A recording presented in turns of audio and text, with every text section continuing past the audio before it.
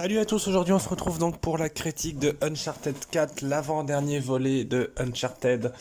Après il y a eu donc le cinquième volet auquel je n'ai pas joué, donc je ne pourrais pas vous en faire la critique. Mais bon, donc pour revenir, Uncharted 4, A Thief End, la fin d'un voleur, le titre qui colle parfaitement avec l'évolution du personnage de Nathan Drake, personnage qui a marqué le jeu vidéo et bien entendu le cœur des gamers. Alors, déjà, on va revenir par points sur ce Uncharted. Alors déjà, il faut savoir au niveau du scénario, Uncharted 4 raconte l'histoire se passe plusieurs années après Uncharted, l'illusion de Drake. Drake est enfin marié à Elena et il a un boulot légal. En fait, il plonge pour récupérer des choses précieuses qui sont dans l'East River, en fait. Voilà. Donc, il a un boulot légal, il a une femme, il a une maison, tout est bien dans le meilleur des mondes. Sauf que voilà, Drake a une soif d'aventure grandissante. Il aime l'aventure, même si à chaque volet, il a failli mourir environ 12 millions de fois. Là n'est pas le sujet. Et donc en fait, nous allons apprendre, par le biais des premiers niveaux, qu'en fait, Nathan Drake a un grand frère. Et oui, un grand frère du nom de Samuel Drake. Personnage extrêmement intéressant qui va en fait finalement ils ont été incarcérés dans une prison tous les deux avec Crave, un de leurs amis, afin de pouvoir explorer une tour espagnole qui aurait retenu un célèbre pirate, bien entendu chasse au trésor. Sauf que finalement ils se font doubler par quelqu'un et du coup ils essayent de s'échapper, sauf que Samuel est apparemment mort et que 15 années passent, donc Uncharted 1, Uncharted 2, Uncharted 3, voilà, vous connaissez. Même Uncharted, là, celui-là sur PSP, Golden Abyss, dans lequel je n'ai pas joué. Et donc, des années plus tard, alors qu'il sort du boulot, Nathan trouve son grand frère qui est sorti de prison et qui lui dit, grosso modo, écoute, j'étais en prison avec un trafiquant de drogue international, je lui ai parlé du trésor de 400 millions de dollars de Henry Avery, le pirate, le trésor qu'on va rechercher dans cet épisode, il faut que tu m'aides à le trouver pour le rembourser, de m'avoir... et le remercier de m'avoir libéré. Donc là, Drake, il dit, bah non, moi j'accepte que les boulots légaux, nanani, nanana, je peux pas, j'ai une femme maintenant. Sauf que c'est son frère, c'est sa famille, donc finalement... il est un peu obligé, donc qu'est-ce qu'il fait? Il se lance donc à la recherche du trésor de Henry Avery.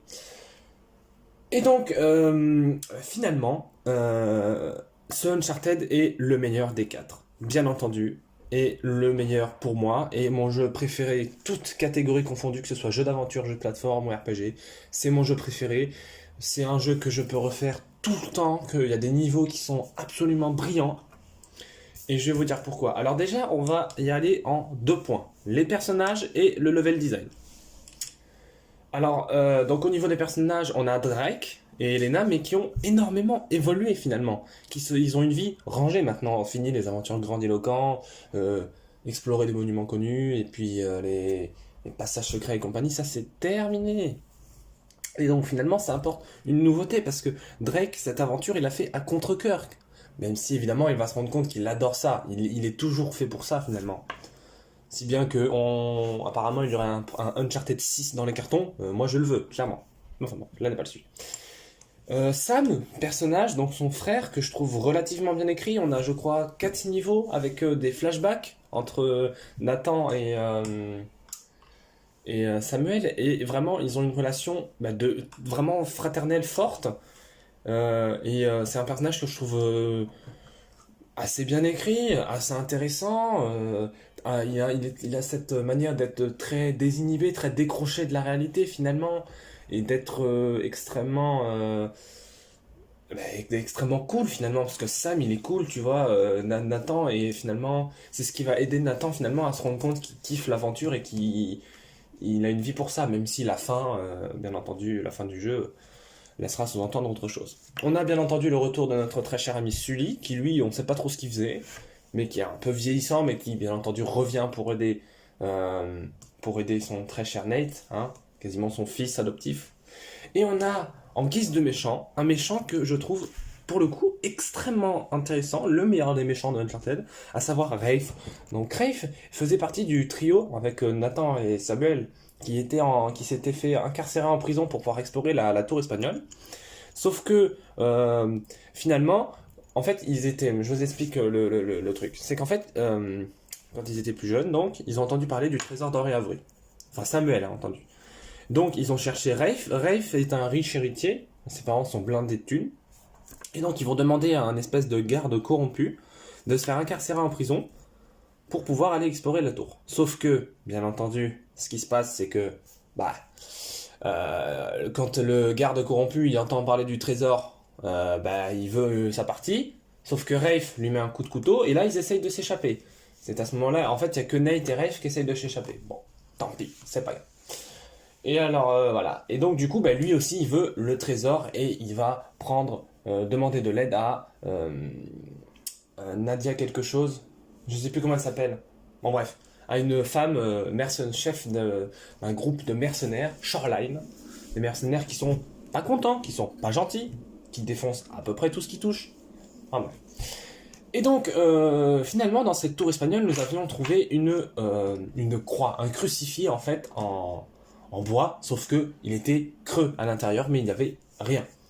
Et finalement, nous apprenons 15 ans plus tard, lorsque Samuel revient, qu'il existe une deuxième croix. Et oui, une deuxième croix. Et cette fois, nous allons donc en Italie, dans un espèce de château, enfin un peu un manoir, tu vois, pour essayer de la voler. Ce que nous réussissons. La croix était donc creuse évidemment, et ils réussissent à avoir le parchemin qui est à l'intérieur. Et donc là, ils trouvent la tombe de Henri Avery, et etc. Donc après avoir trouvé la tombe d'Henri Avery, hop, passage secret, grotte souterraine, ils se rendent compte qu'en fait, Henri Avery, mais finalement, il s'est peut-être allié à d'autres pirates. Et donc là, il commence à y avoir une petite théorie, Samuel, parce qu'il est pas con, il se dit, pourquoi il se serait allié? Bon, ok. Et alors là, commence Uncharted, hein, c'est à ce moment-là que j'ai compris qu'Uncharted était un immense jeu, c'est quand nous sommes arrivés à Madagascar. C'est-à-dire qu'après le temple en Écosse, il y a une carte de Madagascar avec des points qui représentent des tours construites par Henri Avery. Et donc là, en fait, c'est extraordinaire finalement ce qui se passe lorsqu'on arrive en 4x4 à Madagascar. Là, on a un espèce de plan gigantesque sur des dizaines de tours avec un paysage absolument magnifique. Et on va devoir explorer chacune des tours pour trouver des indices, tout ça. Vous connaissez les chasses au trésor. Et à ce moment-là, je commençais à me dire que là, j'étais en train de jouer non pas à un simple jeu vidéo, mais à quelque chose de absolument grandiose. Finalement, là, quand on arrive à la 11e tour, je crois, ou la 12e, là, on se rend compte que finalement, Henri Avery, il avait parlé à d'autres pirates. Il s'était allié à d'autres pirates. Pourquoi faire? Donc là, Samuel, sa théorie commence à prendre forme. Et là, il nous rend sur le mur, il y a deux symboles. Deux symboles qui peuvent représenter deux tours différentes à Madagascar. Donc Samuel va explorer une tour et nous allons explorer une autre avec Sully. Bien entendu, ce sera la nôtre qui sera la bonne. Donc là, une énigme, grimpage, escalade, hop, activation du mécanisme, découverte du passage secret. Et là, nous allons dans les souterrains de la tour.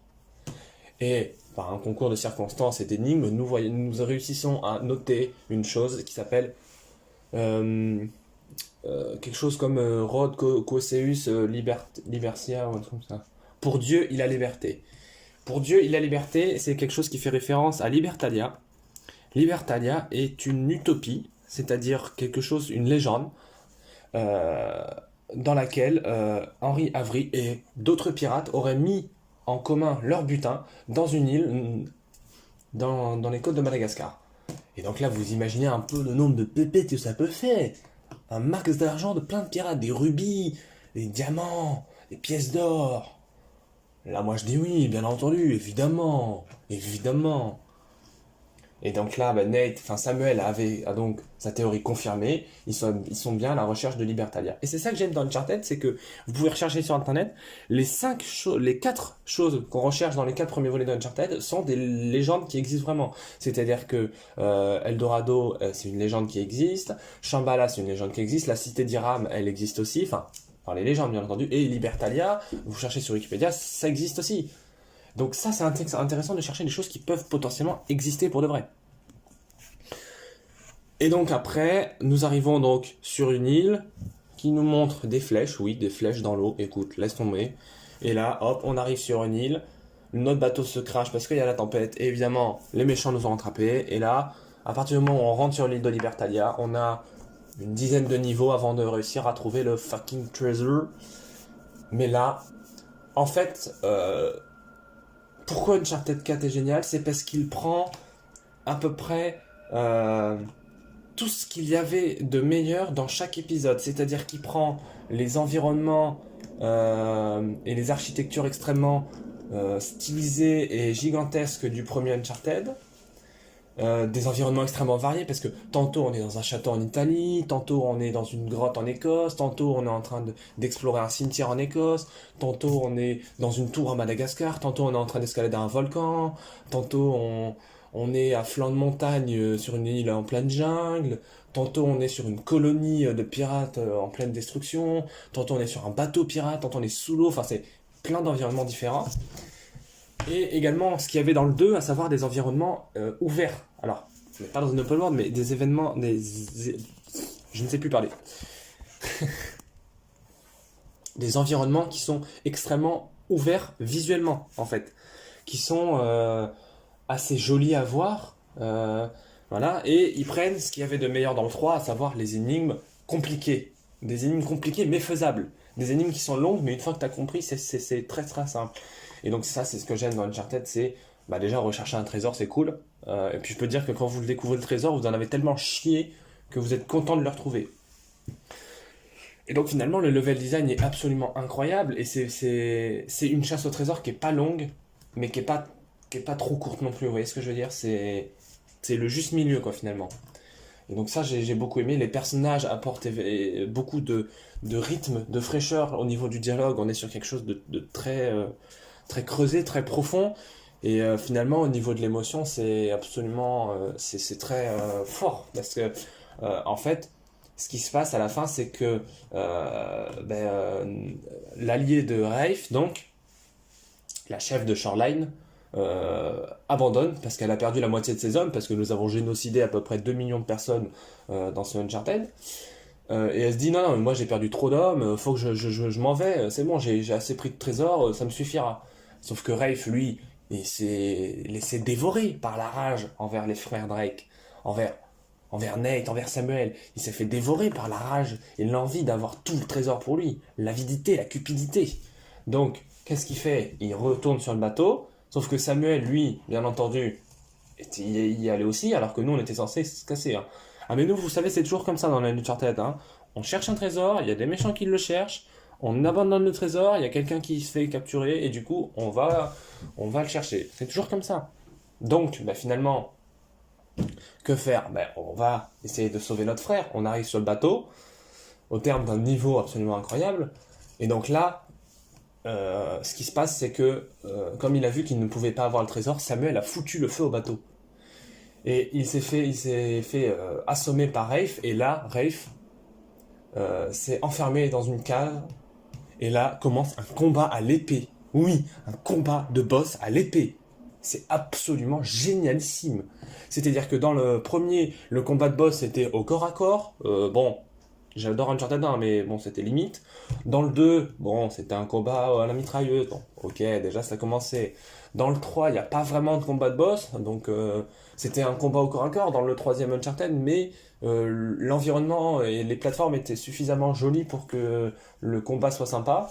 Mais alors dans le dernier, un combat de boss dans un bateau en flammes rempli de trésors pirates, ah, moi je dis oui. Moi je dis clairement oui. C'est absolument extraordinaire et génialissime en fait ce Uncharted.